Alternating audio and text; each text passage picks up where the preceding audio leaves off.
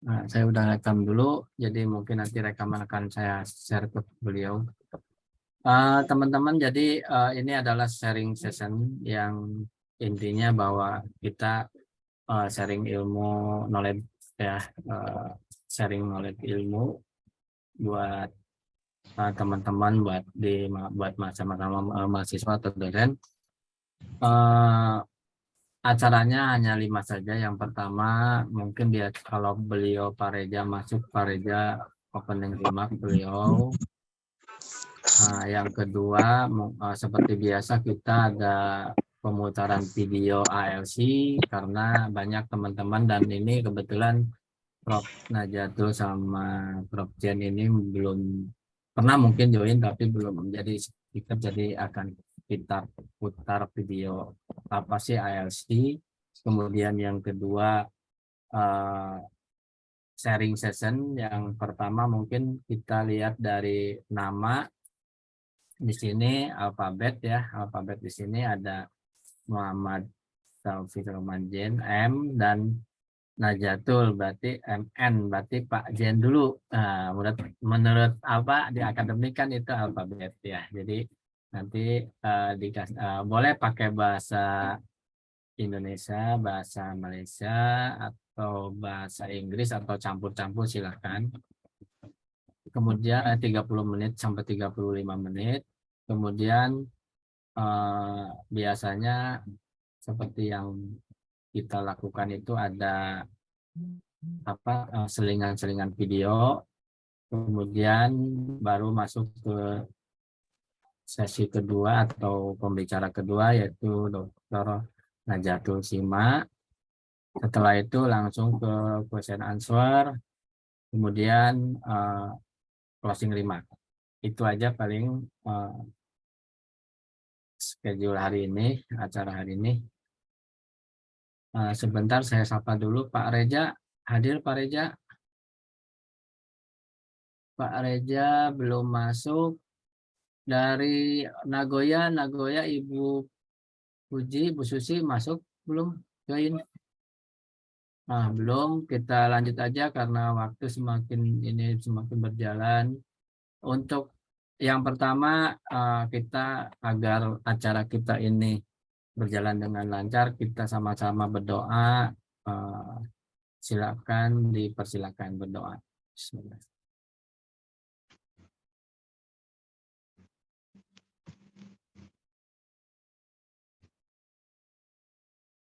Baik, terima kasih. Untuk yang kedua, karena welcoming speech atau opening remark-nya belum ada, Pak Reza, kita langsung aja ke pemutaran video. Pak, Ya, silakan. Keluarga Ibu Jihan dong. Kenapa? Di rambutan.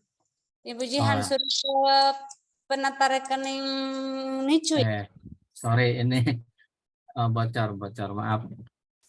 Baik, kita mulai aja Pak Jen sama Prof. Najatul. Kita putar buat teman-teman apa sih itu ELC, bisa nanti lihat di double zoom. Mohon yang tidak berkepentingan di unmute dulu ya, karena ini akan segera dimulai.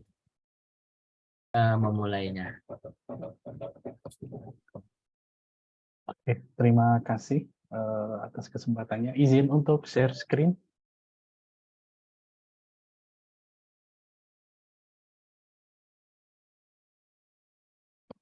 Baik, clear, bagus. Silakan Pak, udah jelas, sudah tampil. Oke, Assalamualaikum warahmatullahi wabarakatuh. Waalaikumsalam. Terima kasih, selamat pagi semuanya. Terima kasih atas kesempatan yang diberikan Prof. Syahrul Reza, Prof. Nazatul Sima Abdurrani, Bapak Prof. Gumilang, dan juga pembahas siapa namanya tadi? Mohon maaf. Bu Yulia. Ya, Ibu Yulia dari Nagoya University. Nagoya. Perkenankan kami atau saya di sini untuk mempresentasikan berkaitan dengan judul yang saya berikan di sini, yaitu mengenai Augmented Reality Application Design using Unity Game Engine.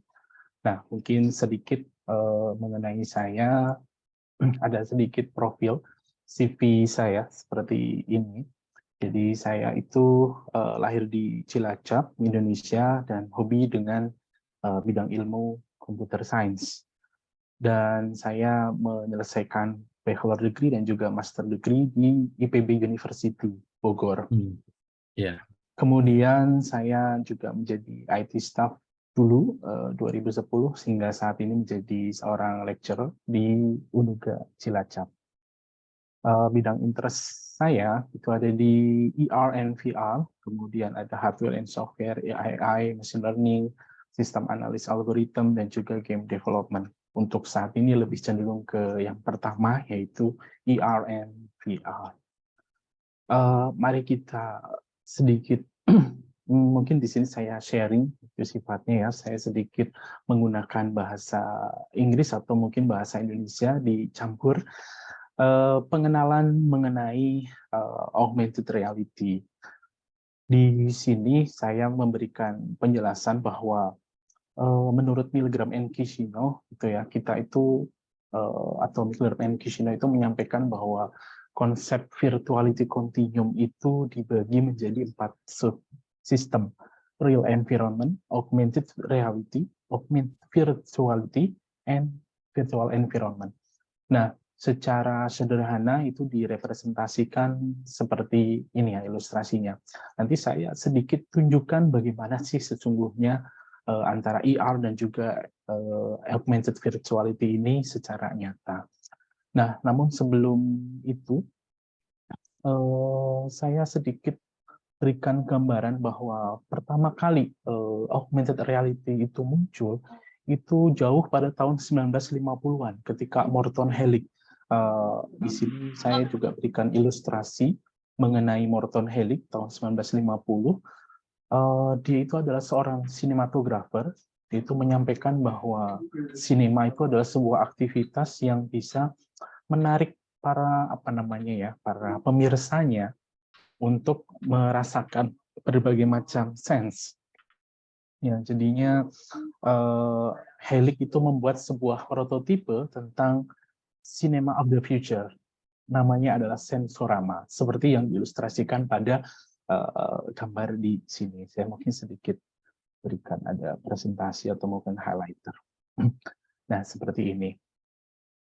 Nah, ini adalah awal dari digital computing, khususnya untuk ke arah augmented reality.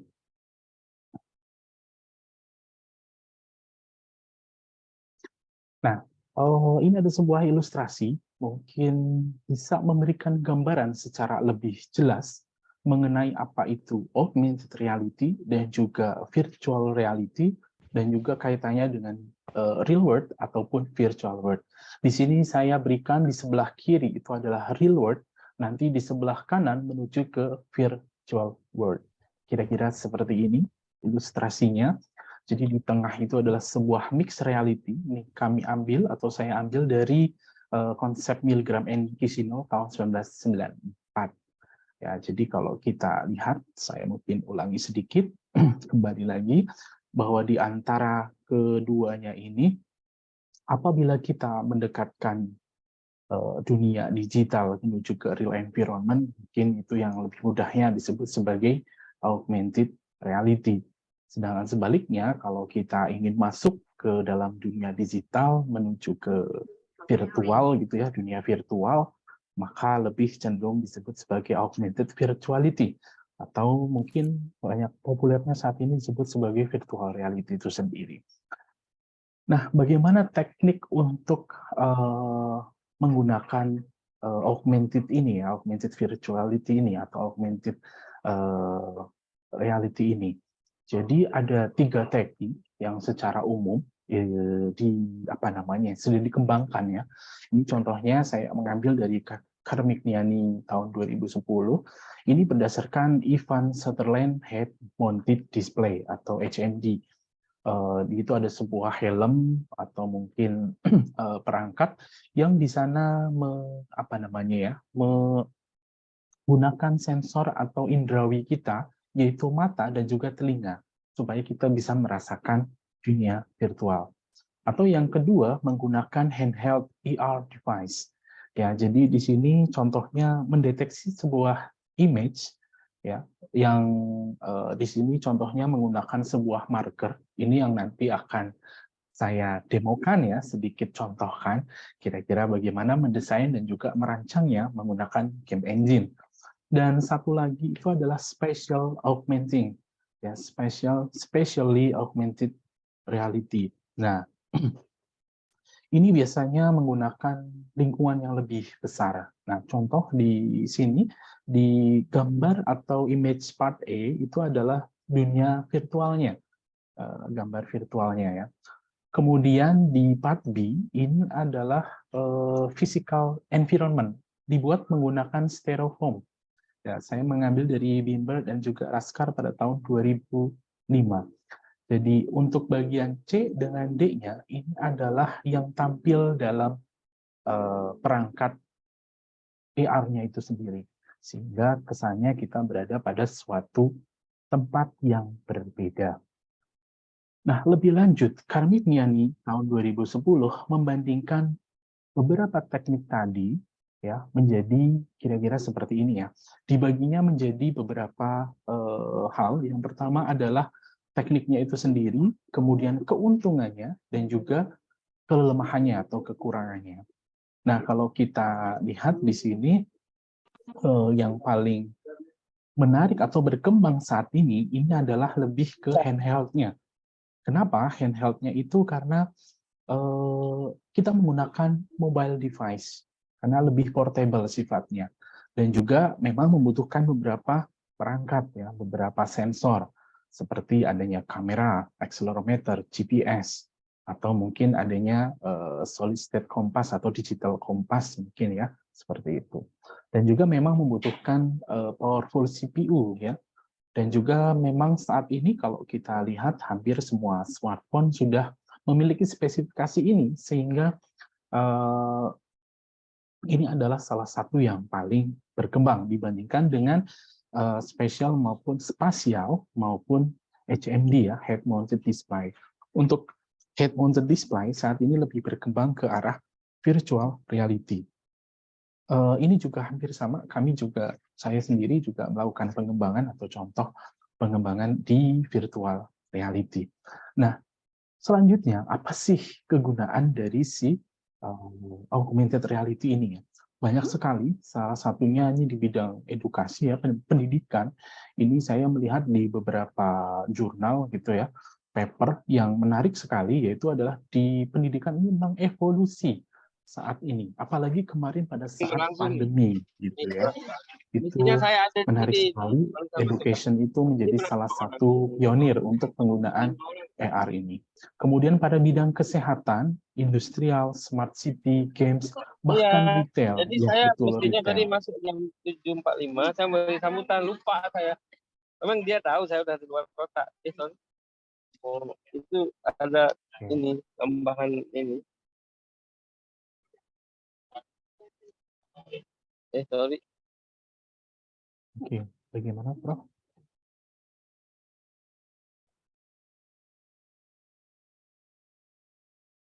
Oke, mungkin Sebentar. saya lanjutkan kembali. Gimana? Lalu? Halo Pak Jen ya, silakan dilanjut. Iya. Sorry. Oh, oke. Sebentar. Ya baik Ya. baik. Ini Pak Reza, selamat join Pak Reza. Sorry dibuka tadi. Oh iya baik. Dilanjut Pak Jen. Oke, siap. Saya sedikit contohkan kembali ya, itu tadi di penggunaannya sudah sangat banyak di berbagai bidang.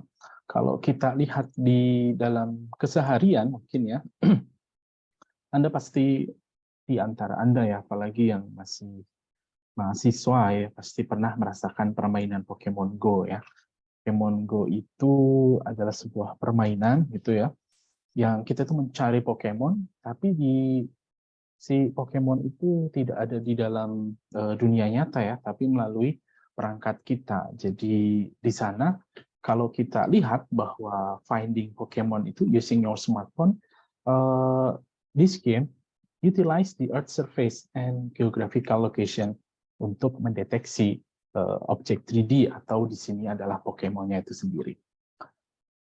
Kemudian Google Sky Map. Google Sky Map itu adalah augmented reality map of the sky. Jadi itu menggunakan kamera dan juga GPS untuk superimpose constellation, star dan juga planet dalam suatu layar. Nah, di sini membuat kita bisa mengeksplorasi apa namanya ya, bintang dan segalanya itu secara real. Meskipun ya itu tidak terlalu real time map gitu ya. Jadi karena memang butuh adanya up to date atau ada update tertentu ya mengenai posisi dan juga segala halnya. Tapi secara umum kita bisa melihat bahwa posisi bintang, bulan, dan seterusnya konstelasi misalkan itu berada pada tempatnya sesuai dengan lokasi geografis kita. Kemudian ada Google Lens. Saat ini semua smartphone itu memiliki Google Lens di fitur kameranya ya. Jadi di dalam kameranya misalkan Anda tersesat gitu ya, sedang berada di negeri orang mungkin belum bisa translate. Nah, gunakan Google Lens untuk arahkan kamera ke dalam bahasa atau mungkin tulisan yang tidak bisa diartikan. Nanti Anda bisa cari bahasa Indonesianya misalkan atau dalam bahasa Inggris misalkan ya untuk bisa di-translate.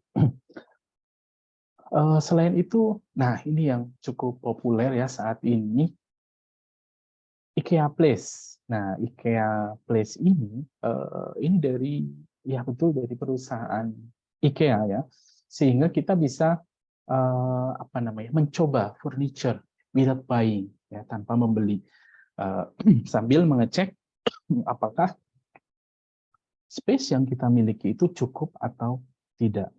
Dan selain itu juga ada fitur modifikasinya ya. Dan terakhir tentu saja tadi gabungan antara Google Lens dan juga ada Google Translate ya. Google Translate itu memiliki aplikasi AR-nya juga. Nah, ada sebuah fakta menarik ya di sini. 1,4 juta billion di sini ya. Jadi pada akhir tahun 2023 akan ada 1,4 billion AR device user. Nah, it's not just about software. Jadi AR itu adalah sebuah software yang membutuhkan hardware untuk digunakan. Namun saat ini hampir semua smartphone itu sudah mendukung adanya AR experience tersebut. Ya, jadi di sini dengan adanya pengembangan atau library yang dikembangkan oleh Google ya supaya atau bahkan ditanamkan ya di dalam Android-nya, di dalam smartphone-nya sehingga semua orang bisa merasakan apa itu experience untuk AR itu sendiri. Kemudian juga 61% of consumers say they prefer retail with AR experiences. Di sini bahkan banyak pelanggan gitu ya yang ingin khususnya pada bidang retail yaitu ingin merasakan adanya AR experiences. Dan kalau kita lihat lagi 67% jadi untuk advertising agencies mereka menyatakan bahwa mereka mungkin akan bisa memanfaatkan AR ini sendiri gitu ya secara lebih baik. Dan saat ini dan semakin berkembang ya 26% smartphone yang ada itu compatible dengan AR Core dan juga AR Kit. Nah, untuk sesi ini nanti saya akan mencontohkan ya penggunaan AR Core-nya itu seperti apa. Oke. Jadi bagaimana cara kita membuat dari si aplikasi atau AR application ini ya? Yang pertama adalah membutuhkan adanya game engine. Sebenarnya banyak sekali, bisa bermacam-macam ya. Ada yang menggunakan web berbasis web gitu ya, bisa menggunakan bermacam-macam library yang berbasis web atau yang kita gunakan untuk handheld. Kenapa handheld smartphone ini populer? Karena sifatnya portable tadi.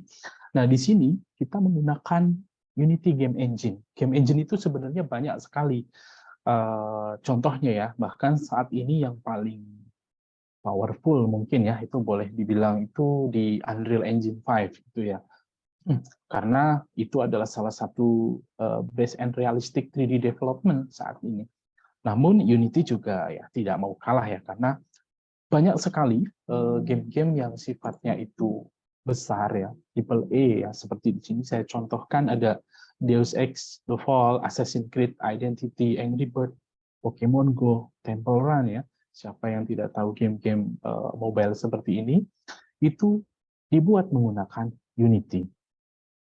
Nah, game engine itu sendiri itu sebenarnya adalah sebuah software yang dia itu bisa digunakan ya berulang untuk merancang game tanpa mengubah secara lebih besar.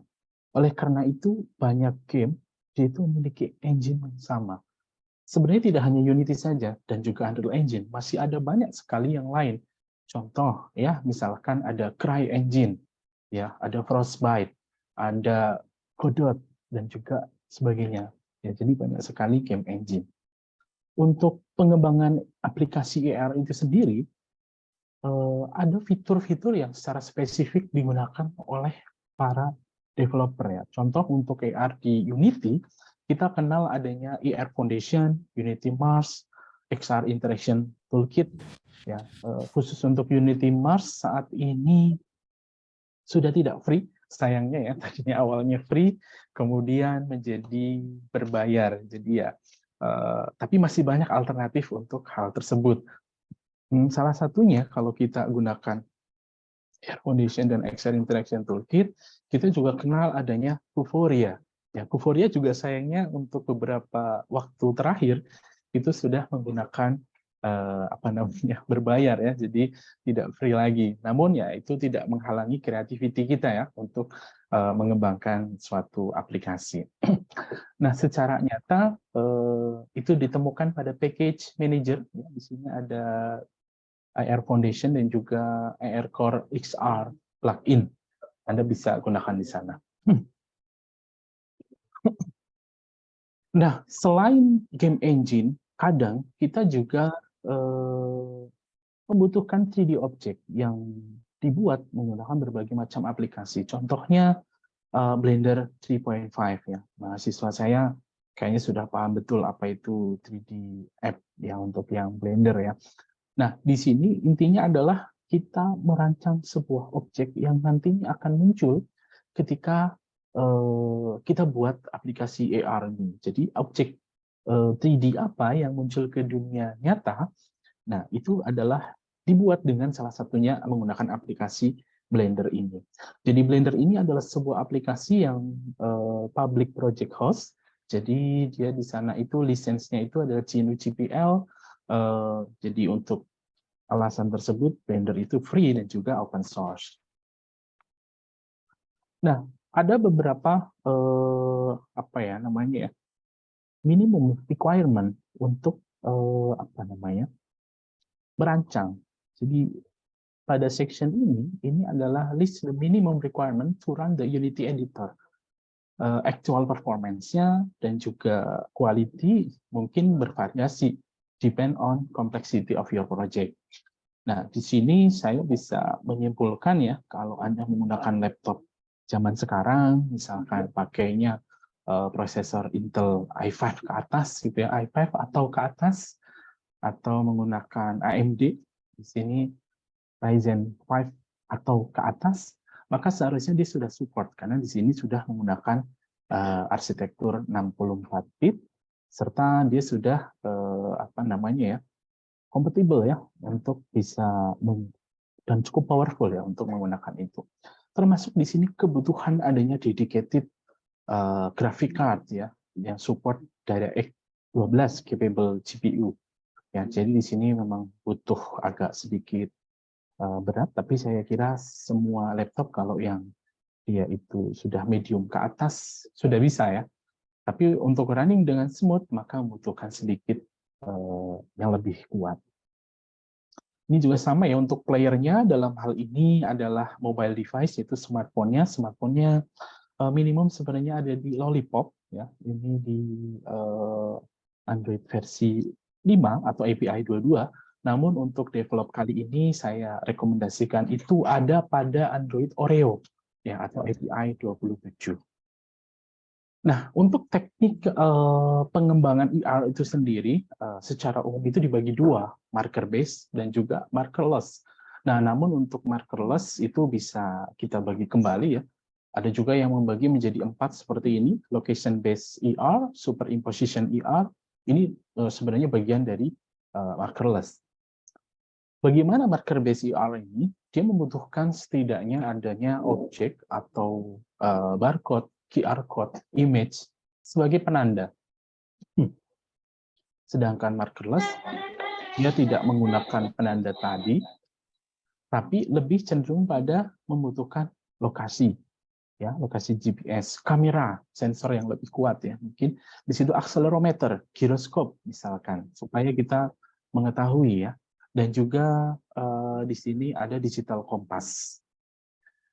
Nah, saya kira untuk location based ER itu kita bisa memanfaatkan lokasi geografis ya, atau biasanya disebut sebagai posisi geografis ya, untuk menentukan misalkan Anda lagi jalan kemana, kemudian ada muncul objeknya. Kalau tidak salah beberapa waktu yang lalu dalam Google Map juga muncul fitur tersebut ya, namun sayangnya tidak semua lokasi di Indonesia itu dapat menikmati aplikasi ER ini, namun yang menggunakan ER ya untuk map-nya. Nah, kalau kita bandingkan antara marker based dengan markerless, itu relatif hampir sama ya, punya performa. Namun sayangnya markerless ER ini masih jarang untuk dikembangkan sampai saat ini ya. Jadi karena rarely use, kemudian di sini ada localization teknologi ya, membutuhkan teknologi yang lebih juga ya, ada giroskop juga, sehingga mungkin tidak semudah membuat untuk yang marker base. Nah, saya di sini akan sedikit contohkan, mohon izin untuk semuanya, mencontohkan bagaimana sih mengembangkan suatu aplikasi VR ya. Saya share screen terlebih dahulu.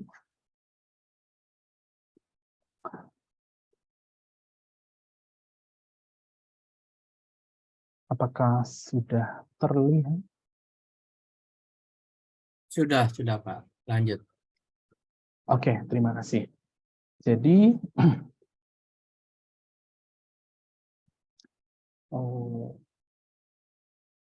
nah ya, jadi di sini untuk membuat aplikasi ER ini ya, jadi kita hanya sebenarnya memerlukan adanya package manager. Nah, di package manager itu kita cek dalam Unity registry-nya ya. Tadi yang saya sampaikan membutuhkan adanya plugin atau library yang digunakan ya, itu pada koneksi saya. Nah, ini dia. Jadi ada ER Foundation dan juga AR Core XR plugin. Kedua ini wajib ada ya, supaya kita bisa menampilkan kamera untuk ER-nya itu sendiri.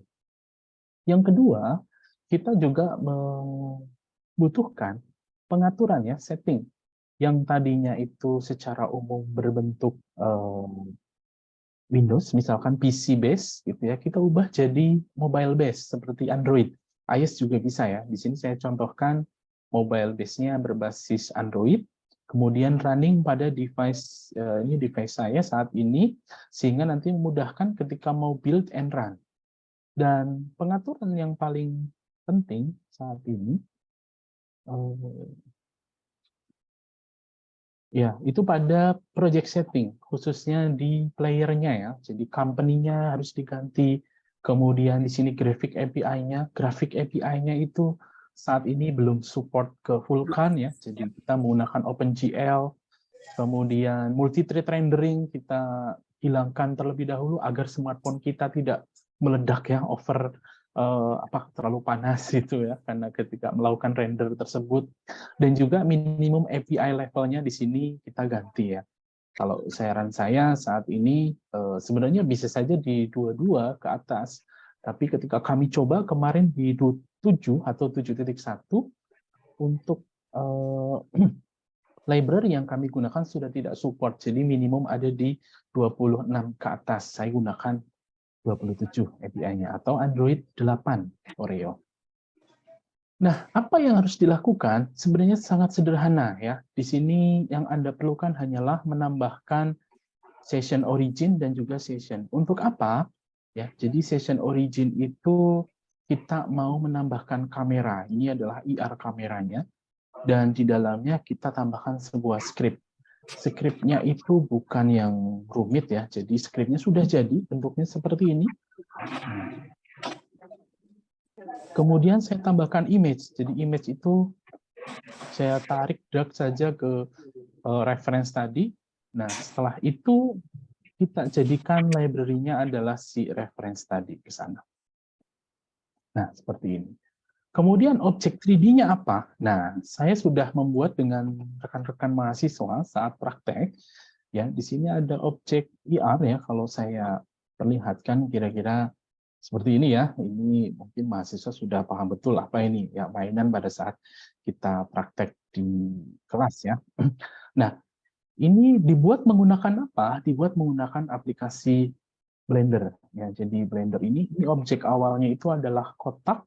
Kemudian kotak itu kita ubah jadi sebuah low poly ya. Low poly di sini low poly objeknya pesawat lah kira-kira.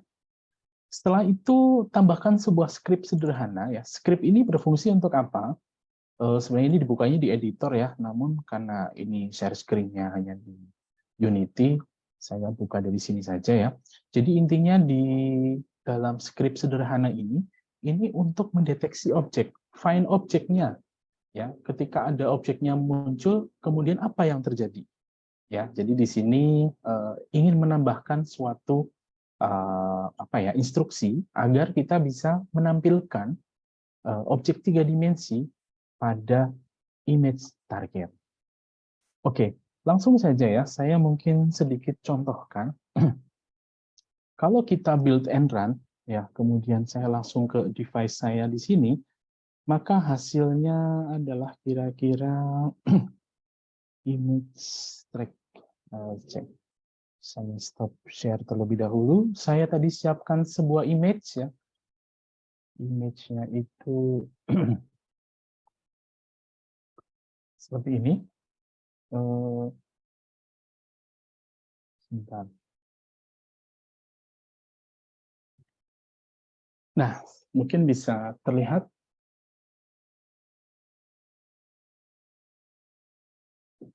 Ya, jadi ketika saya ini tadi saya menggunakan gambar logo kampus saya. Ya, ketika saya berikan arahan ke sana, ya di dalam di dalam smartphone saya, maka akan terdeteksi image-nya menampilkan objek 3D di atasnya, kira-kira seperti ini. Ya, kalau saya gerakan gambar tersebut tidak terlihat.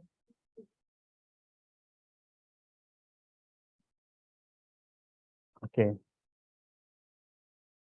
Oke, mungkin terlihat ya. Jadi di sini bisa mengidentifikasi objek VR-nya. Oh, oke. Mungkin background saya hilangkan terlebih dahulu ya. Background zoom-nya.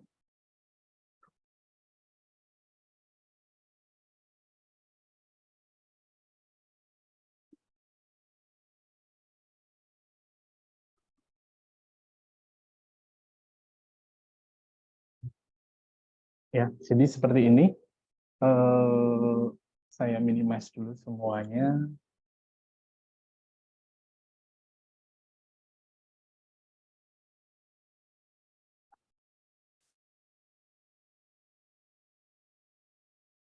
Ya, jadi muncul ya. Jadi aslinya tidak ada.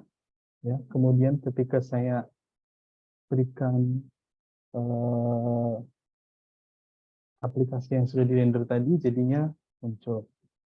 Ya, kira-kira seperti itu. Oke.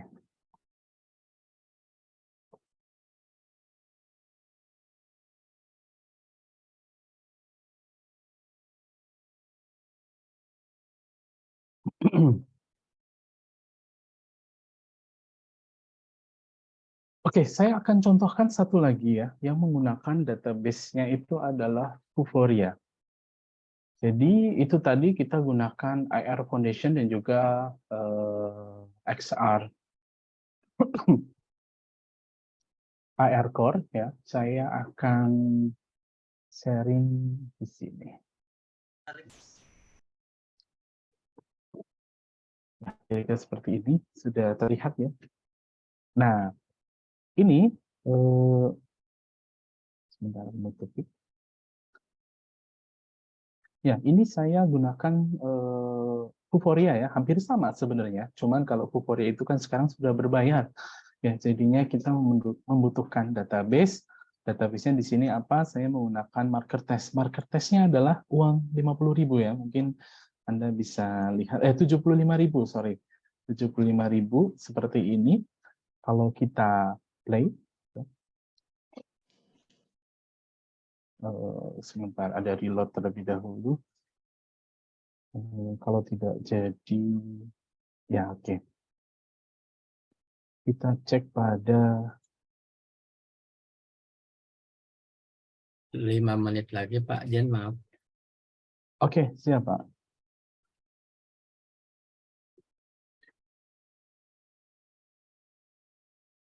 Sebentar, tidak tampil karena double. Oke, saya ganti layout-nya.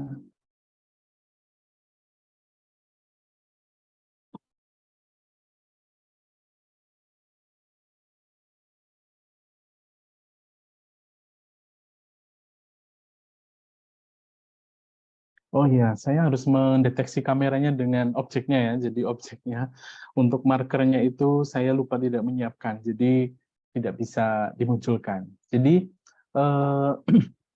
di sini yang saya contohkan adalah marker base AR ya, aplikasi untuk AR yang berbasis menggunakan objek untuk penanda ya. Nah, disinilah kita bisa merancang secara sederhana menggunakan Unity Game Engine. Saya kira mungkin itu adalah presentasi dari saya dan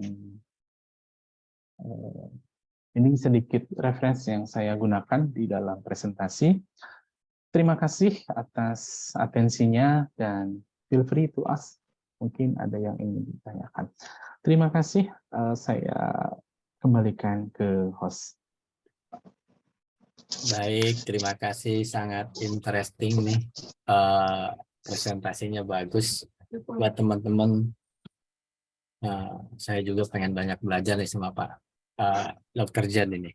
Baik, ini sebelum kita ke pemateri atau ke selingan buat video dulu, kita akan sapa dulu nih founder dari CEO dari ASI, Pak Prof. Reja.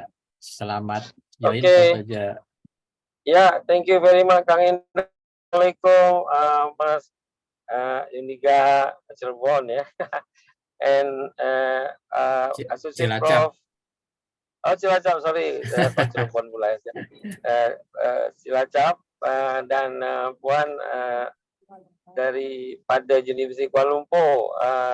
Hello, apologize ya, because I am on the way to airport right now. Sebenarnya saya, Ibu Susi, apa kabar? Batam, Nagoya University. Senang sekali boleh jumpa dekat Zoom. Jadi saya sebenarnya kena balik rumah yesterday, but there is something interesting for the extend one day. Jadi baru balik ini hari. Jadi apologize lah ya Puan dan Tuan dari Cilegon dan Ibu Susi dari Nagoya University. Jadi Puan, kalau dengan Nagoya itu bukan dekat Jepun ya, tapi dekat Batam. Jadi saya berharap Puan boleh berkenalan dengan Dr. Susi, because she is not only a rector but the owner too. Therefore, if you come to Singapore, you can to go with the speed ferry to Batam for relax kejap lah, macam tu orang Malaysia kata ya. Okey, jadi saya sebenarnya sudah Selamat join Ibu Susi dari Rektor Nagoya University Batam.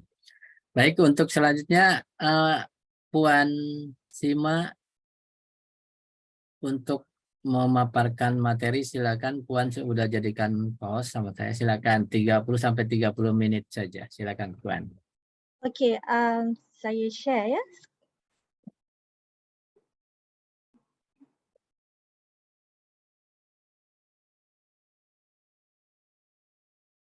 Oke, clear, silakan, udah terlihat jelas. Jelas ya.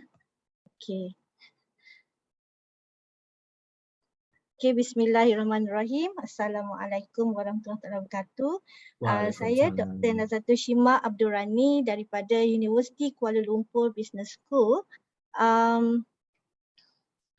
Dan juga koordinator ya untuk CWAL. CWAL ni actually Center for Women Advancement and Leadership ya. Ini adalah di mana Bang kantornya boleh dengar ya? Ya, silakan.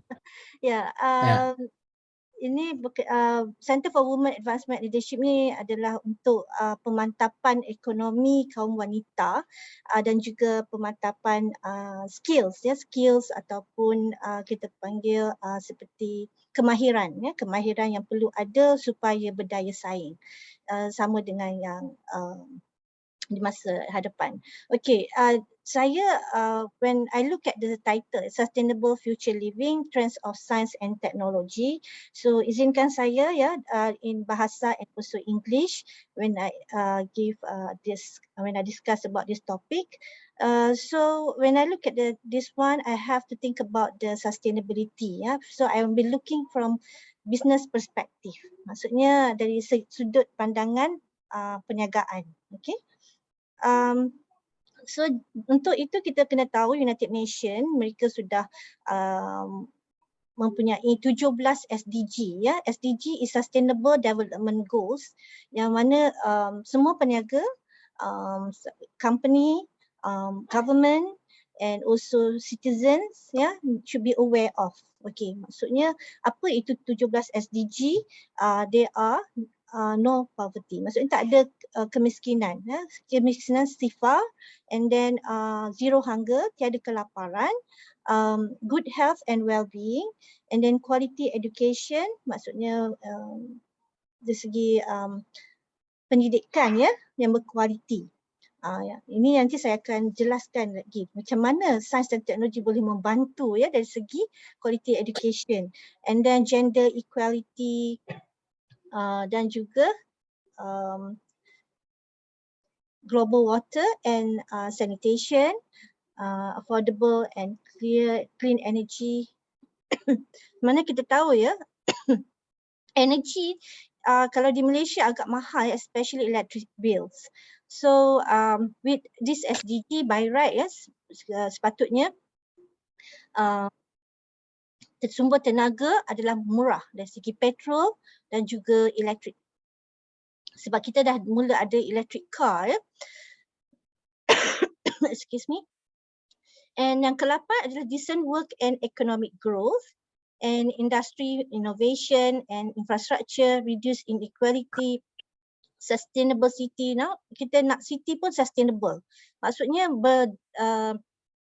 maksudnya dia akan dapat sustain lah, maksudnya akan berkekalan ya hingga ke masa hadapan, and then responsible consumptions and production, maksudnya dari segi penggunaan dan juga pengeluaran mesti berdaya mempunyai rasa tanggungjawab. Ya, maksudnya we have to be responsible for our action ya, in terms of our choice, you know, of buying behavior and all that, and how technology can help us in that sense.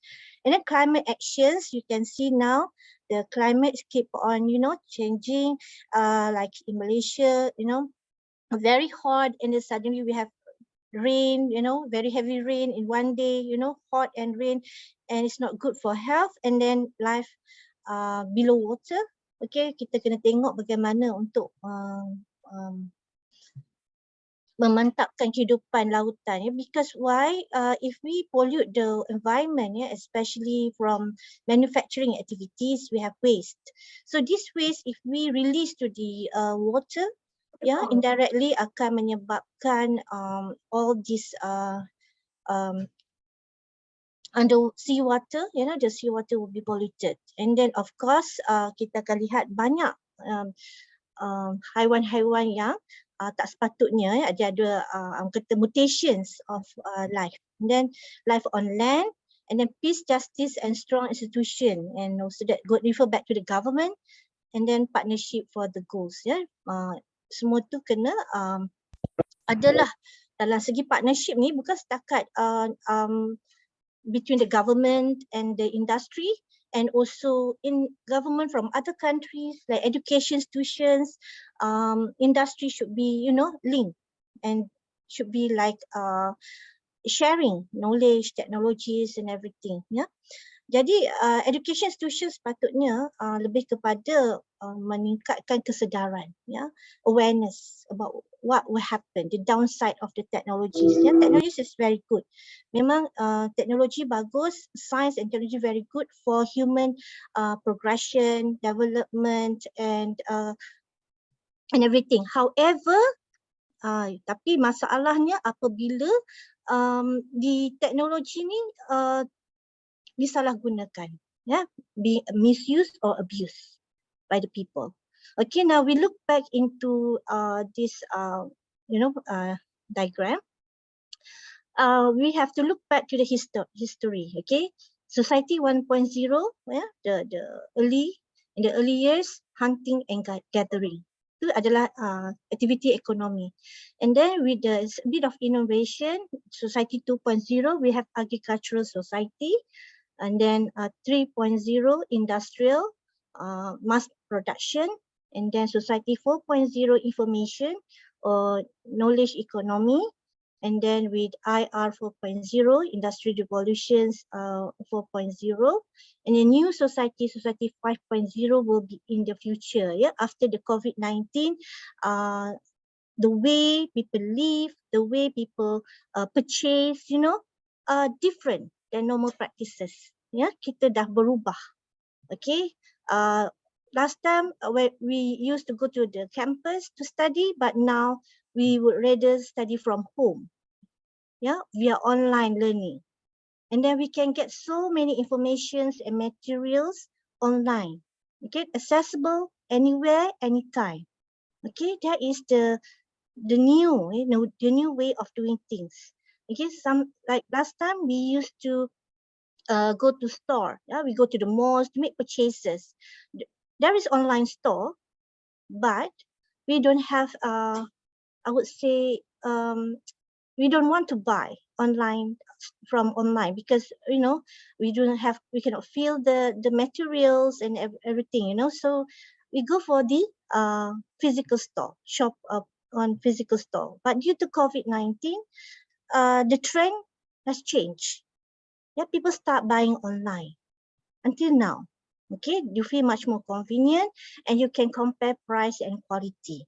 All right, so that is happening right now. And even last time we used to pay everything using cash, the paper money and coins. But now we change. We use our debit card, our bank card to make payment. Okay, so much more convenient. So all this possible with the new technology and the society willing to change, to adopt and use the technology. Okay, so all businesses need to change. During COVID-19, there are so many businesses closed down because the business owner ataupun pemilik perniagaan tidak mahu berubah. Dia tidak mampu atau tidak mahu berubah. Disebabkan itu, the business need to close down. Okay, alright. Jelas Ada apa-apa soalan atau saya teruskan lagi? Boleh dengar suara saya? Jelas Bu. Silakan lanjut Puan. Alright. Now kita tengok kepada the 11 pillars of technological advancement. Okay. Saya akan touch secara general, saya tak akan touch in detail each one of the technology because saya pasti ramai yang tahu berkenaan teknologi. For example, kita ada autonomous robot. Autonomous robot being used in manufacturing long time ago till today. Okay, autonomous robot. And then simulation and augmented reality. Yeah, also being used in medical especially, and also in movies and whatnot. Yeah, and even now people like to use green screen, you know, and then just be in one location, everything being done in one location. The rest, of course, with the technology, as if they are in the other place, you know. And then horizontal and vertical integrations of the technologies and industrial Internet of Things, IoT. Yeah, IoT is very good. Why? Sebab ada big data. Okay, all the data being shared. Okay, so you can get the data easily. Okay, and also interconnectivity, and also this is what Internet of Things is all about. Yeah, in terms of learning experience, you know, interconnectivity, and yeah, it helps you in terms of automation, machine learning, and also real-time data. Okay, with Internet of Things, semuanya kita boleh dapat di hujung jari sahaja, from our fingertips. And then due to that, cyber security is very crucial, because hackers, yeah, kita tak boleh lari from hackers. And then whoever want to use the technology, especially connected to the internet, need to be, you know, have some security measure in place. Yeah, especially how to ensure that your system will not be, you know, hacked. Yeah, and then artificial intelligence, yeah, now will allow the machine to make decisions on behalf of you. Okay, being used by most companies now, artificial intelligence, to speed up decision making, to speed up a lot of things. And then new business model, now business model becoming simpler, less complicated within technologies. And the cloud, yeah, you don't have to have a huge space or server in place. Yeah, you can put everything in the cloud. Now you have additive manufacturing, supply chain, interconnections between manufacturers, and also the company between the supplier, yeah, the company with the supplier, and the company and the buyer. Yeah, there's connections, yeah, in terms of the supply chain, the transportations, everything interconnected. Yeah, even the payment being done online, you know. So and then big data and analytics, yeah, it's allow for fast decision making. Okay, and then ini 11 pillars of technological advancement. So we cannot run away. You can see simulation and augmented reality. Yeah, the topic being presented just now by our professor, and then and you can see that everything is in place. Yeah, cannot run away. Okay, the technology. Right. Sorry. Okay. Now, the benefit of Industry Revolution 4.0, IR 4.0. First of all, of course, you want to improve productivity and quality control. Okay, productivity and quality control. Quality control is the main things that all businesses want. Yeah, and you also want to improve analytic and decision making. You want to make fast decisions, and then optimize product and facilities management, and to empower the workforce. Okay, to do their tasks anywhere and anytime at their own convenience, and also whenever they are. Okay, and then collaborative working and knowledge sharing, and also this is where people can, you know, although you are in Malaysia, okay, but your company that hiring you might be in America. Okay, it's happening right now. Okay, like my friends, yeah, her son in Malaysia, but the company in America. He's been doing his work in Malaysia. Okay, receiving US dollar, yeah, the salary in US dollar or foreign currency. So this thing happening in Malaysia now, I think also in Indonesia, and also in Singapore and other parts of the world. You don't have to move and migrate to other country. Okay, you can be in your own country, but serving the company in another country. It also enables you to optimize your supply chain management, yeah, through the technology, and also it allows the company to be agile and more flexible. Yeah, so this is very interesting, yeah, because with this technology, you can, be more competitive. All right, you can tap all the experts, from all parts of the world, okay, at a very minimal cost. You just need connectivity or the internet, okay. Okay, now we move to the SDG, with IoT, Internet of Things. It enables the SDG to be achieved. For example, you can serve SDG 2, zero hunger, okay, whereby you can, get informations on which country that needs supports, and then how you can help them, reduce the hunger. How can you send food to them? Okay, you can be there physically, or you can, get other supplier to send food to those who are in need.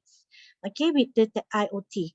And then SDG 3, good health and well-being. Okay, so now in terms of health informations available, in fact, the medicals, medicines much more better, and affordable, high quality, that can help people become healthier. Okay, because when you get sick, of course, you become panic. You say, oh, why am I getting sick? What should I do?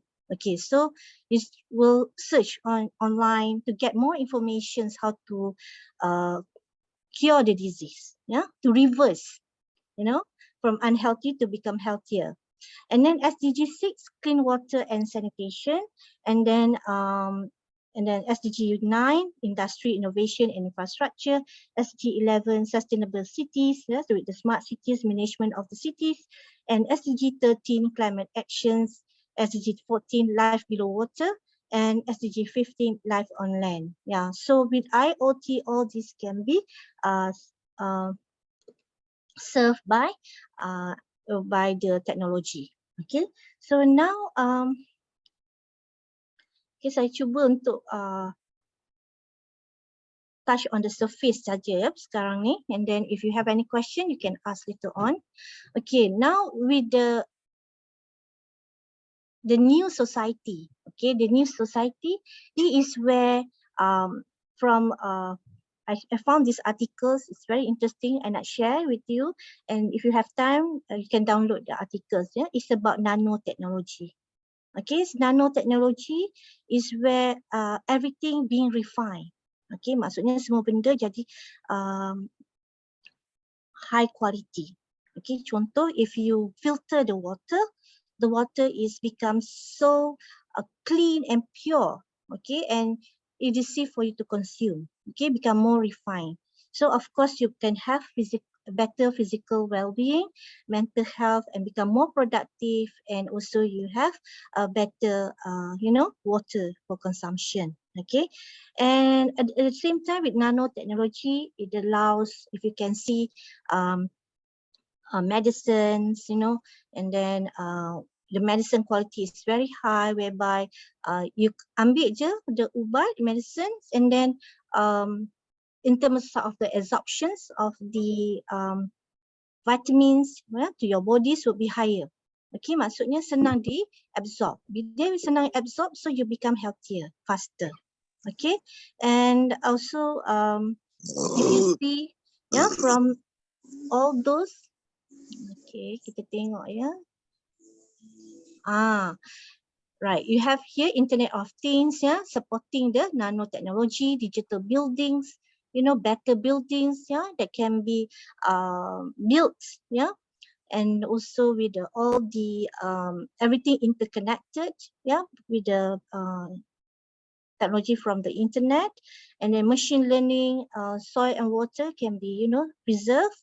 Also artificial intelligence, very important, and also design and energy. And then it will also allows for biodiversity, smart infrastructure, and safeguarding, which is, as I mentioned earlier, whatever technology that we use, especially online, there's hacker. Okay, so you have to look into that aspect to protect the information. Okay, at the same time, in terms of safeguarding, you have to comply with the law, rules and regulations. and whatever that you produce, you have to make sure that your product is safe and can be used for good cause. Okay, and waste management, of course, we want to reduce the waste. Kita tak nak banyak bahan buangan that will pollute the environment.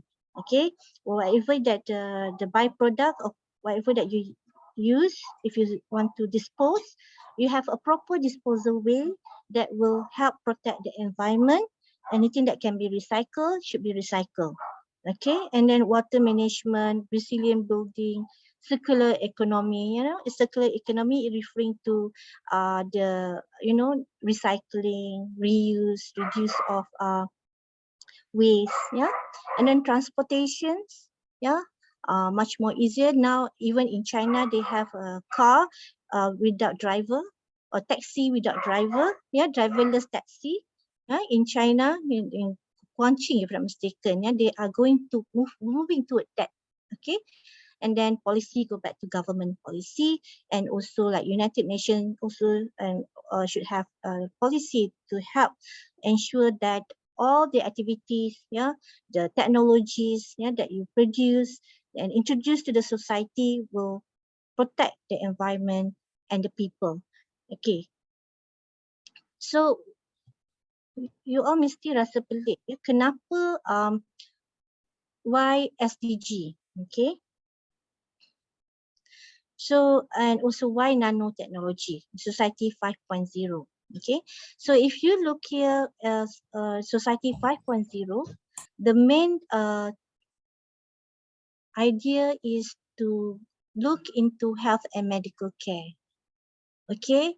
Instead of what they envision the future, ya, maksudnya pada masa hadapan you are more concerned on the health, ya, long healthy life, and also preventive check, maksudnya you have you will be monitoring your health to ensure that everybody will be healthy. And then also sometimes if you your illness is contagious, yeah, so maybe the robot will be serving you instead of human. Okay, so energy supply, flexible energy supply, and can be consumed on site, for example like solar energy, yeah, stable energy supply and reduce the carbon, and then food agriculture, automatic work and optimal delivery. Now even some farms using drone, okay, instead of human, okay, to fertilize, yeah, the plant and whatnot, okay. And the main thing is actually to increase food productions and reduce food loss. By right, with this nanotechnology, they envision that in the future there's enough food for everybody. So SDG 1 can be served, okay, and also SDG 3 if I'm mistaken. And the smart factory, yeah, optimal supply chain, automated fabrication that resolve labor shortage and increase production efficiency. So more of automations in the factory. So of course, when you do something like this, by right, the cost of production will be lower and the quality of the product will be better. Yeah, because if you employ human being, yeah, human, we always make errors, okay, and taking leave and all that. But whatever you want to do, I think in terms of science and technology, you have to go back into the SDG, whereby we have to make sure that everybody have income, okay. You cannot just move forward without thinking about what's the impact on the human. Okay, in terms of income generations, of course they get a better product, better services, but do they have a job? How are they going to get income? Okay, so there is something that every countries, yeah, should focus on. And then IoT in terms of artificial intelligence chips and quantum device that bring computing innovations into the marketplace. And then transportation with safety and low environment load. Yeah, now in Malaysia we have electric cars. I'm sure in Indonesia also you have electric cars maybe, but in Malaysia there is tax incentive, yeah, for those who own electric cars. Yeah? They can get income tax rebate. And then nanoblow technology for health and medical care, and service robot, coexisting with people and supporting people. So now you can be served by the robots, because during the COVID-19, people start thinking about, instead of employing people and expose them, to disease, so they might go hire robot or use robot to serve the customer. And then smart materials to enable sustainability of water, air, and materials, and also energy in terms of material and devices that enable renewable energy and energy saving. Maksudnya energy tu mestilah boleh diguna pakai and renewable and safe. Maksudnya penggunaan elektrik tu kurang untuk setiap barangan elektrik. Okay, so walaupun you have a very cheap energy, but the product that you use utilizing electricity, it should be environmental friendly. Okay, kalau kat Malaysia ada setengah barang elektrik with 5 star. 5 star maksudnya dia memang energy safe. Okay, so your electric bill will be less. Right? And then these are some of the examples on the nanotechnology for the future. Maksudnya kat sini, if you look at there, kalau kat yang medical ni, data center cloud. Okay, maksudnya whether you go to clinic or anywhere, your information stored in one cloud. Okay, maksudnya kalau emergency happens, you kena admitted and kena buat emergency operation, all your information can be retrieved wherever you are. Maksudnya if you kena accident in America, okay, doctor in America can get your information from the cloud. Okay, it should be stored in one center. Okay, so that will help save the patient and serve the patient better. You can ada record about your data, your blood type, and then what kind of medicines you're allergic to, or do you have any allergies to certain food. Everything being stored in one cloud. So this would be society 5.0. Okay, and then also like cars, you can track the movement of the cars, whereabouts of the cars. If there is accident, people cannot trace you. There is GPS to track where's the car. Okay, so this is also part of the new societies. All the cars have a certain device installed in the car, to allow for protection. Okay. And then mining, smelting, and whatnot, you can see recycling, and then landfill garbage. You try to minimize all the garbage and whatnot. In terms of mining, you can see efficient mineral separation, safe disposal of toxic materials. Itu pun amat penting. And then in terms of technical bodies of knowledge, in terms of the nanotechnology for society 5.0. Okay, get it discovered or created in terms of the new technology, and then you have to do feasibility analysis. Dalam perniagaan memang kena buat feasibility analysis. Okay, sama ada you punya produk atau services that you want to offer to the public is feasible for that community. Okay, and then is it desirable? You have to make it right. You have to look at the is there any like red flags from the government regulations?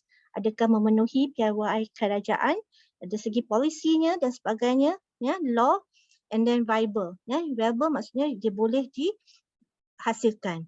So get it out of the lab and implement. So if you tengok in terms of technical bodies of knowledge untuk teknologi, of course chemistry, biology, internet of things, whatever, kena ada. And then market regulations, you have to look into market or user needs. And then stakeholders concerns and LCA. LCA ni actually life cycle assessment. So for every product that you want to introduce into the society, you kena tengok in terms of dia punya life cycle assessment. Berapa lama dia akan akan diguna pakai, dan adakah perlu dibeli teknologi baru untuk memastikan yang produk tu selamat digunakan. So you kena buat life cycle assessment. Okay, and then safe by design, and then responsible innovation. Apa-apa saja yang nak keluarkan, you mesti tahu dari segi kebaikan dan keburukannya. Yeah, advantages and disadvantages of the product that you produce, you must be responsible. And then precautionary principle should be there. And then you have to do cost benefit analysis, you know. And then after that, then you can do commercialization, yeah, entrepreneurial bodies of knowledge, in terms of the value propositions, you know, in terms of apa kelebihan produk, ya, yang ataupun teknologi baru yang you hasilkan kepada masyarakat, to the people, to the society. You have to look into that. And then intellectual property strategy in terms of the management of the IPs, and business model, and supply chain and distribution channel partners. Yeah.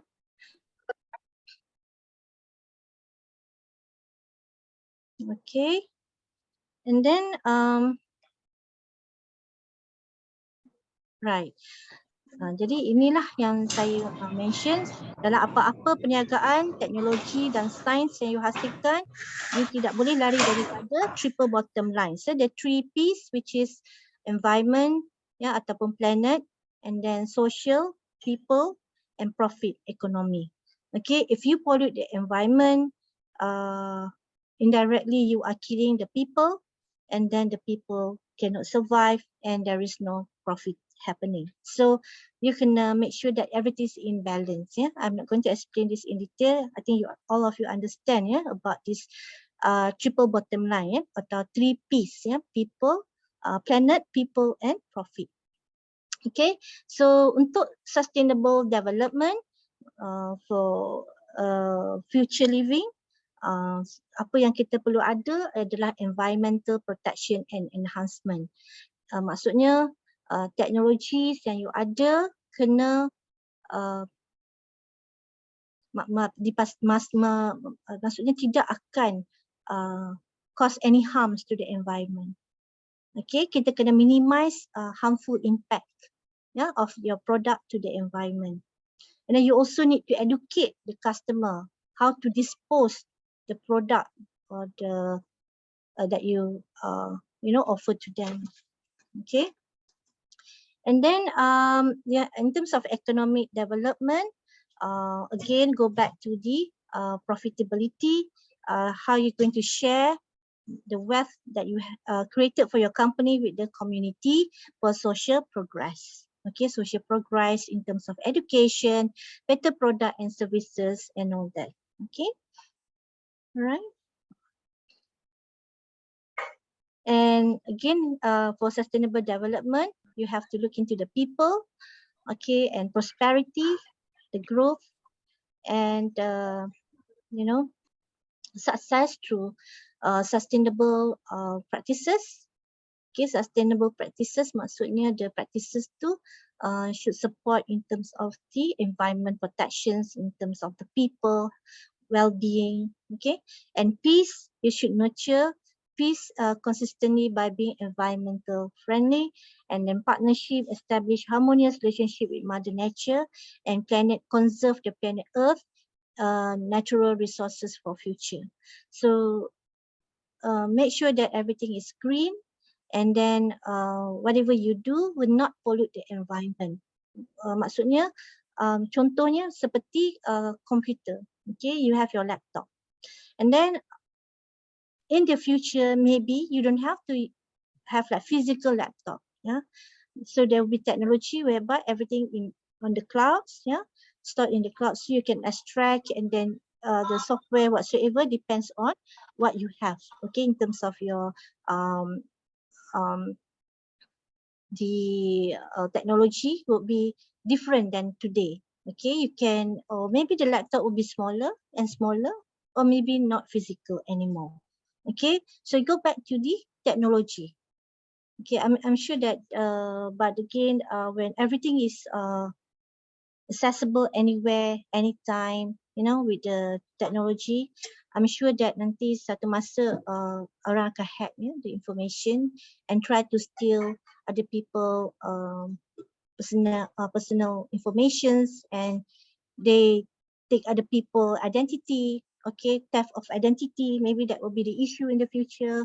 So all this need to be I would say protected. Yeah. Okay. All right. So go back again. Whatever technology in terms of science and technology, you need to satisfy the SDG. Okay. In terms of how can you make sure that your product able to create new jobs to the community and make sure that people can get access to the product and services in terms of the equality, and then zero hunger. Yeah, everybody have food, have job, and then they get access to the best health, and in terms of very maybe minimal I would say the hospital bills, and then or maybe there is no charges for hospitals treatment in the future, and then quality education, so you can get the best education from all over the world through online, and then gender equality. You can see that whether you are male and female, the gap will be less, and then clean water and sanitation is very important for to get better health, and then affordable and clean energy is a requirement. Okay, so okay, go number 8, decent work and economic growth. Yeah, you need to offer a better workplace to all people and also allow them to contribute to economic growth. And then even if you have whatever technology that you have, but if the I would say the society is not ready, to embrace the changes in terms of the technology, so it's going to be difficult for any country to move forward and become better. Okay, and for businesses also to sustain their business. So even like, for example, like nanotechnology is already invented in 1950s, but now it's become important. Like artificial intelligence also already exists a long time ago in 1940s to 1950s, but again due to the readiness of the market, so now you can see that people can see that it is can be used. Okay, the people are ready to use the artificial intelligence in the business operation. Okay. All right, I think that's all from me. Thank you very much. I hope my sharing will be helpful to you. Yeah. Very interesting sharing, Associate Prof. Luar biasa, good idea. Kang Indah, I will to comment kejap boleh tak? Silakan Pak Reza. Jadi right now I am in nearby airport, Sultan Iskandar Muda Airport Aceh. Front of me, my wife is very beautiful lady in the world. Mas B ya Puan dan Pak Taufik ya. This is very interesting. Saya sudah mengikuti tadi presentasi Pak Taufik maupun Puan Zaimah. Jadi Nazatul Zima. Jadi if you look macamnya I can to speak Malay sikit because I makan nasi lemak banyak sikit lah. Jadi apa yang I share dekat you tadi adalah my doctor is alumni of UIA kat Gombak, ICT in degree and master, and then she get the PhD scholarship from MGIIT UTM, not Skudai campus but KL campus Jalan Semarak, right? And then 2 years in Kuala Lumpur, UTM City campus, and 1 year in Waseda University, Japan, Tokyo. Therefore, her background is cyber security and computer engineering. Right now, the head of Department IT in Presiden University dekat West Java, Cikarang, Indonesia. From Jakarta, around 20 km sahajalah. This is the introduce. I hope we can to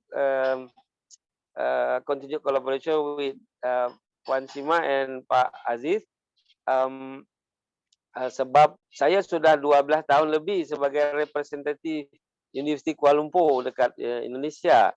2 minggu yang lepas saya dengan Profesor Emeritus Datuk Azmi Muhammad Noor. Dulu saya berkenalan, Puan boleh tahu kan kalau saya sebut nama Profesor Emeritus Datuk Azmi itu Pak Taufik adalah Wakil Rektor Universiti Kuala Lumpur yang sudah saya kenal sejak 12 tahun yang lepas, Pak Taufik ya. Jadi beliau sekarang menjadi Profesor seumur hidup, Profesor Emeritus Universiti Kuala Lumpur, umur 72 tahun, dan beliau adalah tokoh pendidikan MARA. MARA itu Majelis Amanah Rakyat. Jadi Pak Aziz, sebelum Pak Indah meneruskan, Universiti Kuala Lumpur ini universiti milik pemerintah Malaysia yang dibuat khusus di bawah Majelis Amanah Rakyat. Jadi dia itu punya 13 kampus, mahasiswanya mungkin sekitar 25.000 orang, dan prodinya 130 lebih Pak program studinya. Jadi dia setiap kampus dengan satu negara, ada Fine Institute, ada Italian, ada British, segala macam. Jadi Bapak berkenalan dengan Puan Sima ini sangat bertuah lah, boleh terus membuat kerjasama yang baik. Tapi terus terang saja, saya belum pernah berjumpa dengan Puan Sima maupun dengan Pak Taufik ini. Puan Sima di sini bilang Pak lah, Encik Taufik ini, because right now with digital we can to connecting another people lah dalam mana-mana.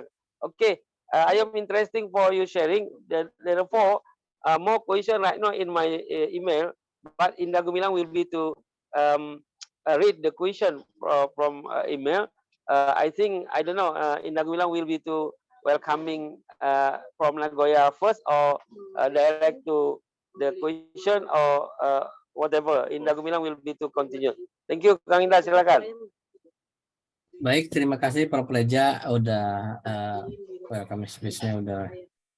Sebelum kita ke Ibu Yulia sebagai atau mengomentari, saya di sini ada beberapa email yang masuk, pertanyaan yang masuk.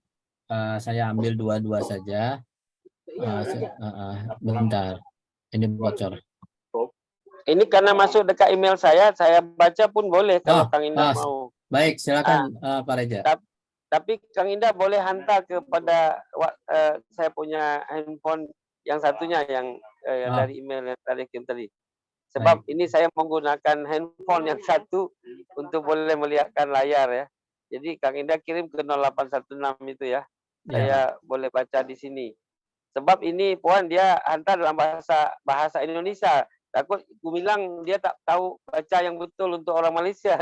Sebab dia belum pernah pergi Malaysia lagi. Jadi dia mungkin kalau dia baca bahasa Indonesia mungkin takut Puan ni apa satu dia kata ni. Jadi saya boleh, Kang Indah dikirim belum? Saya belum terima ni. Sudah. Ke 0816. Okay, right now. Ini sudah, ini daripada, sebab saya suka nak buka laptop kan. Okey, ini saya baca ya untuk Pak Aziz lebih dahulu yang awal tadi ya, menyampaikan ini. Ini yang Kang Indah ini yang Pak Aziz ya. Okey. Yang bawah. Ini Pak Aziz, ya. Ini dari mahasiswa saya nih, kayaknya sehari ini, Pak Aziz. Karena mahasiswa saya pun saya minta ikut di sini juga. Ada 2 kelas saya punya student, tapi mungkin tidak semua. Dari Sari. Pertanyaan pertama ini Pak Aziz, ada pandangan negatif dalam masyarakat Indonesia bahwa pelajar atau mahasiswa yang suka main game itu dianggap tidak serius di dalam masa depannya. Jadi kita tahu banyak juga kesuksesan diraih dari kreatif, dengan kreatif karena terstimulasi dari games. Jadi sebenarnya hal ini lebih karena generation gap, kesenjangan generasi dalam memandang satu tren berbasis machine learning. Apakah memang hal ini benar bahwa main game banyak berarti tidak serius dalam kehidupannya? Itu pertanyaan pertama ya. Kemudian dari Irma, ini nickname, game developer sebenarnya bisa berkreasi dengan konten-konten edukasi dan religi, bukan hanya untuk melalaikan seperti mana yang dipandang banyak orang. Apakah memang prospek non-education tidak menjanjikan bagi seorang bagi seorang game developer? Jadi apa betul begitu? Itu pertanyaan untuk Pak Aziz ya, Pak Taufikul Aziz. Sekarang saya baca pula untuk pertanyaan untuk Puan ya. Ini dari Maya. Satu, sangat menarik presentasi Prof. Nazar sebentar tadi, menambah ilmu saya hari ini. Oke, ini komen lah. Kemudian dia tanya macam ini, isu new security, isu new society 5.0 sudah awal dipromosikan oleh Jepang mengikut Industrial 4.0 sebelumnya. Sebenarnya apa impact dan manfaatnya bagi kehidupan manusia dan kemajuan negara kita berkaitan dengan New Society 5.0? Itu pertanyaan nomor 1. Kemudian nomor 2, ini dari Farhan. Dari 11 pilar of technologies and advance yang Prof sampaikan tadi, saya ingin bertanya terkait dengan artificial intelligence. Bagaimana isu AI ini di kalangan mahasiswa dan academician di Malaysia? Adakah pesimistik lebih besar ataupun yang sering kita dengar dalam diskus di kampus Malaysia? Ini pertanyaannya, kalau di Malaysia Pak Taufik disebut sedap tapi pelik. Itu kata orang Malaysia lah. Sedap tapi pelik. Oke, Kang Indah, saya sudah bacakan kebenaran di email saya. Ini saya mendapat sinyal internet di sini sekarang. Silakan.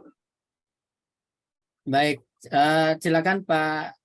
Sebelum ke Ibu Yuli, Pak Jen untuk menjawab dua pertanyaan dulu, barang 3-4 5 menit, terus dilanjut dengan Puan Sima. Silakan. Oke, terima kasih atas pertanyaan yang luar biasa. Langsung saja mungkin dari pertanyaan pertama, pandangan negatif di masyarakat Indonesia. Memang tadi Prof. Reza juga sudah sampaikan bahwa ini salah satunya adalah persepsi mengenai generation gap generation. Nah, apakah betul mahasiswa yang suka bermain game itu sulit atau dianggap tidak serius dalam masa depan? Saat ini, kalau memang justru sangat serius, banyak sekali di Indonesia itu sedang berkembang mengenai e-sport. Nah, e-sport itu ya malah justru bagaimana mereka para gamer berkumpul, berlatih, bahkan mengharumkan nama bangsa. Apakah bisa dianggap itu sebagai salah satu bentuk masa depan? Di satu sisi mungkin iya, karena memang mereka bisa mendapatkan kesuksesan. Kemudian biasanya mereka tidak berhenti hanya pada menjadi seorang player saja. Kalau kita melihat dari data gitu ya, para atlet e-sport di Indonesia salah satunya, mereka seperti tidak cukup atau tidak merasa puas hanya misalkan menjadi juara kompetisi tertentu gitu. Kadang mereka lari ke arah yang lebih kreatif lagi gitu ya. Entah itu menjadi seorang konten kreator, entah itu menjadi seorang Bahkan ada yang sampai ke developer gitu ya, karena ketertarikan itu.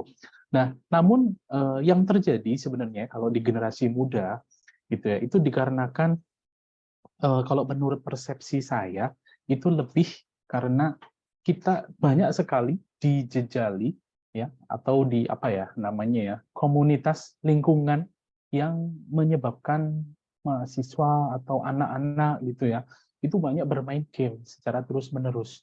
Bahkan saat ini mungkin kalau bisa dilihat anak-anak kita gitu ya, masih kecil sekali diberikan smartphone, HP gitu ya, itu supaya untuk diam gitu ya, untuk tidak ribut, untuk bisa apa namanya ya, orang tuanya bisa bekerja dan seterusnya.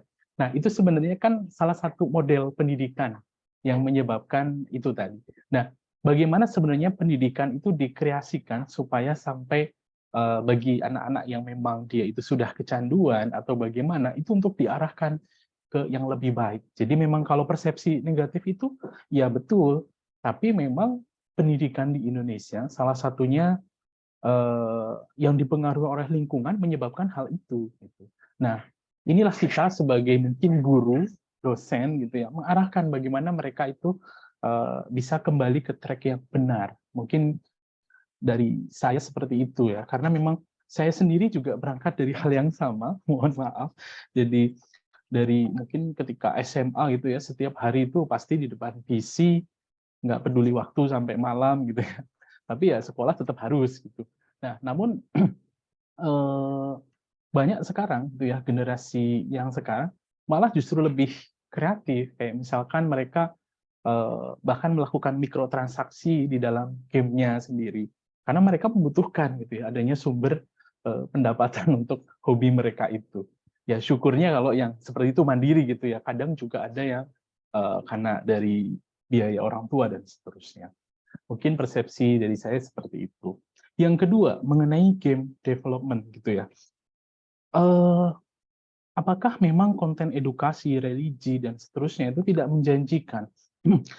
Kalau kita melihat para developer besar di dunia saat ini, yang masih menjadi sasaran nomor satunya itu adalah entertainment atau di apa namanya hiburan. Industri hiburan itu pasti besar gitu ya, sulit sekali untuk ditahan. Apakah memang tidak ada prospek?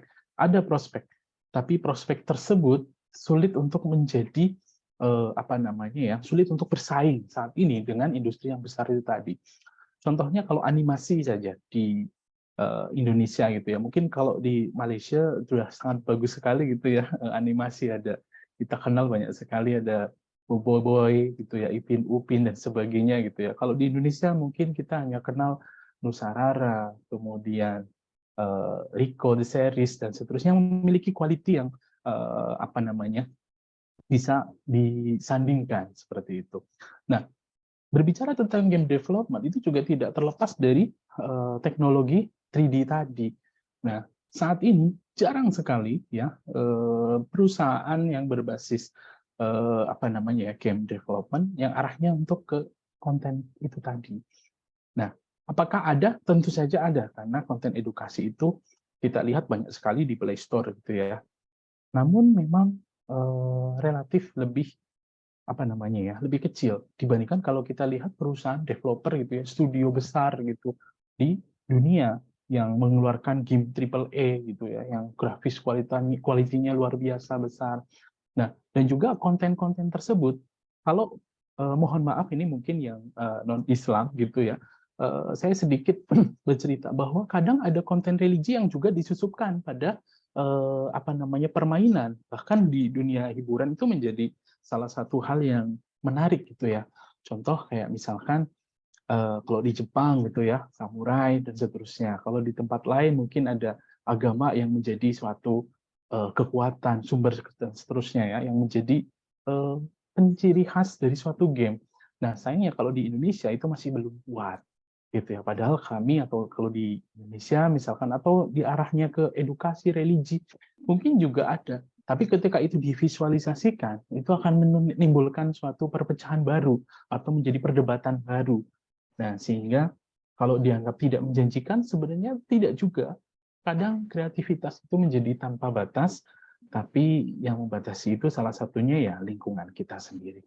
Mungkin seperti itu tanggapan dari saya tentang 2 pertanyaan tadi. Terima kasih.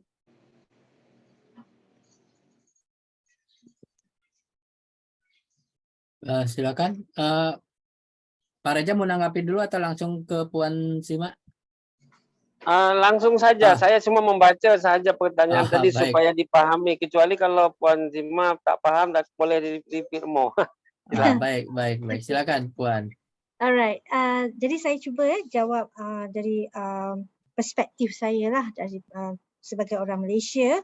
Dari segi artificial intelligence, maksudnya kalau artificial intelligence ni dia sebenarnya expert system ya, di mana dia ada machine language dia dan juga speech recognition and machine kata learning dan sebagainya. Jadi sebenarnya secara tak langsung sebenarnya kita dah lama menggunakan artificial intelligence ya, seperti search engine, okay, and then SOE dan sebagainya, dan juga now yang terkini yang jadi isu is ChatGPT ya. Saya pasti ramai aware about ChatGPT ya. Sebenarnya bagi saya artificial intelligence ni actually positif. Okay, dia membantu kita mendapat maklumat dengan kadar yang cepat, dan juga dari segi language, okay, for example like macam kita nak faham bahasa, sebutan bahasa dari negara lain, kita dapat belajar dengan cepat, okay. And dia secara tak langsung akan gap ya daripada countries dan sebagainya, kita dapat kecilkan gap. Di Malaysia kita ada Melayu, Cina, India. Jadi bangsa ni kita boleh gap di antara dari segi komunikasi dapat dikecilkan. Ya, kita faham, saling memahami.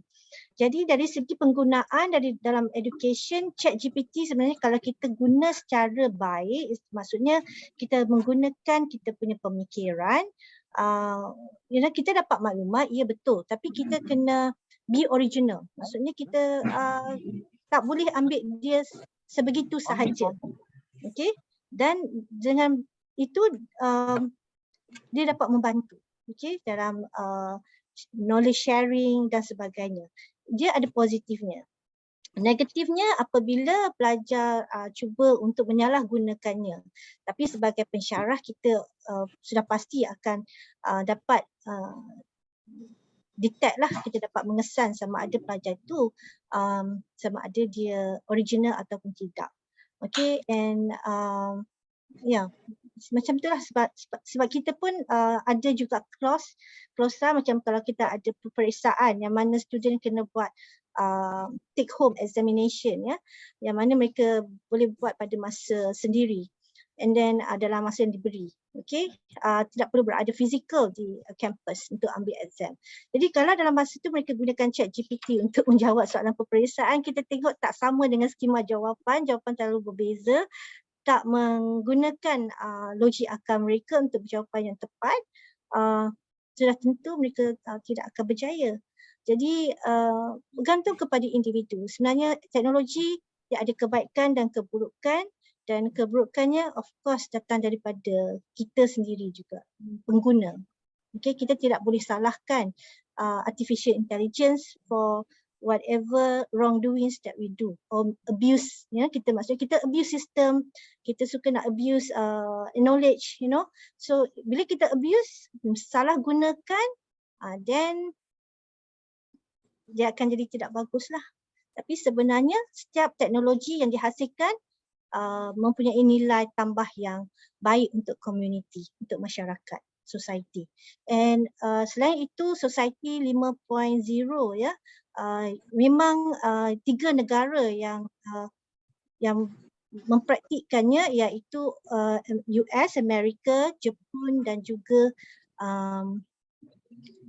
South Korea. Okay, so 3 negara ni sekarang mereka sangat aktif dalam nanoteknologi, menghasilkan produk yang lebih environmental friendly, murah, efficient dan kecil dan berteknologi tinggi dan berkualiti yang tinggi.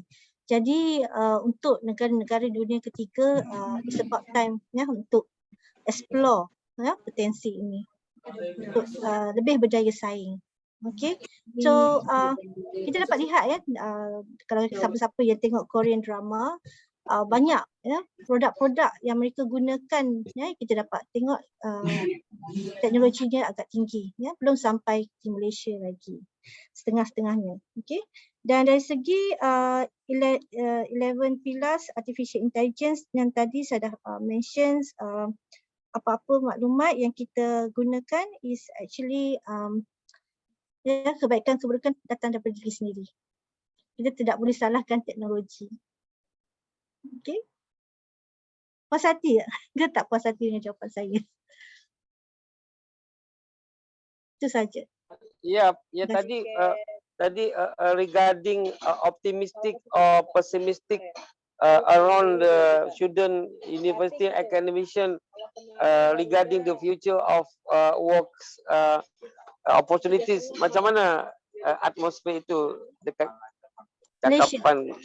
Ya, I think kita lebih optimistik lah. Dari Alright. segi sebab dari segi sekolah rendah kita dah mula ada online teaching, jadi penggunaan teknologi tu bukan sesuatu yang baru, dah didedahkan. Jadi kita lebih optimistik. Tapi dari segi macam main games tu macam yang tadi tu yang itu go back to the orang kata Personality, parents guidance and then teachers and also maybe macam tu lah. Right. Tadi saya buat mute sebab aircraft lewat jadi suaranya bising. Jadi saya nearby airport right now. Saya ni 1-2 minit saja, Pak Aziz, Puan. Saya pergi ke Bandar Aceh ini kerana ada satu elementary school, my friend. Itu dia darjah 3 sekolah rendah, dia sudah belajar coding sekarang. Tetapi bukan itu yang dia bangga hati, tapi sekolah dia ini gunakan dua macam IT, kan? Satu IT disebut Islam terpadu. Di sini maksudnya dia lepas sekolah rendah, dia kena hafal 4-5 juz. Selain adab akhlak nombor 1 di hadapan.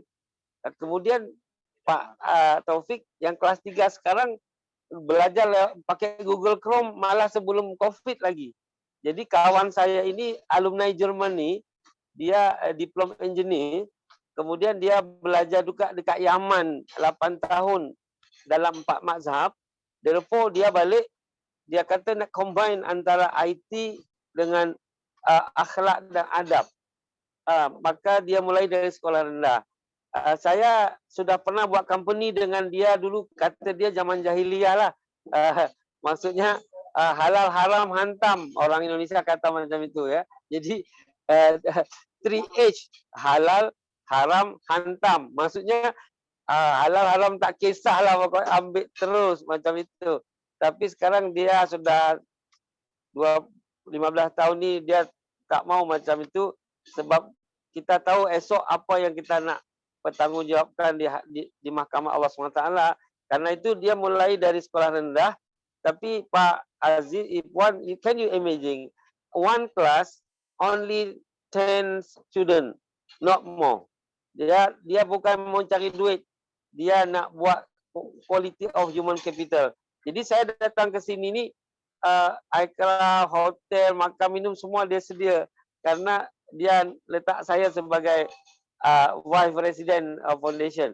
Nanti satu masa kalau datang Bandar Aceh, coba boleh sini. Ini lagi makan ayam goreng. Jadi kata my wife depan saya enak sangat, jadi boleh datang. Okey, Indah, itu dari Nagoya Mbak Yulia sudah siap-siap. Macamnya mau kirim kek Batam. Tapi kita mendengar dia punya komen. Nanti datang Batam minta kek Batam dengan Ibu Yulia ini, Kang Indah. Silakan. Baik, terima kasih Pak Preja. Silakan untuk Puan Yulia dari Nagoya Indonesia Batam untuk mengomentari. Silakan, waktunya 10 sampai 15 menit. Baik, terima kasih Bapak Dagumilang. Assalamualaikum warahmatullahi wabarakatuh. Sedikit saya memperkenalkan diri. Saya Yulia Eskom Mkom. Saya dari Universitas Nagoya Indonesia. Background saya S1-nya UPI PTK Padang, S2-nya UPI PTK Padang.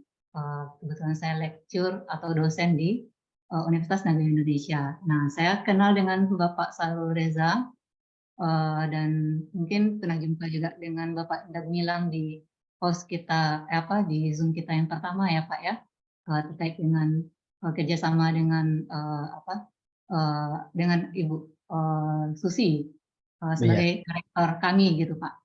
Nah, saya tertarik sekali kan yang berkaitan dengan bidang IT karena kebetulan saya juga orang IT sesuai dengan background saya.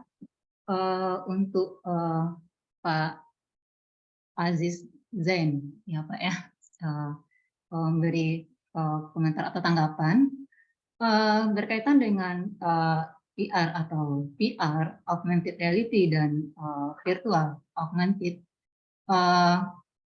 Khususnya untuk augmented reality ini, saya pernah membuat sebuah penelitian yang terkait dengan augmented reality dalam bidang matematika. Dan augmented reality tadi adalah salah satu bentuk pengembangan penelitian saya sebelumnya yang berkaitan dengan game. Nah, ini kan mereka kan saling terkait nih.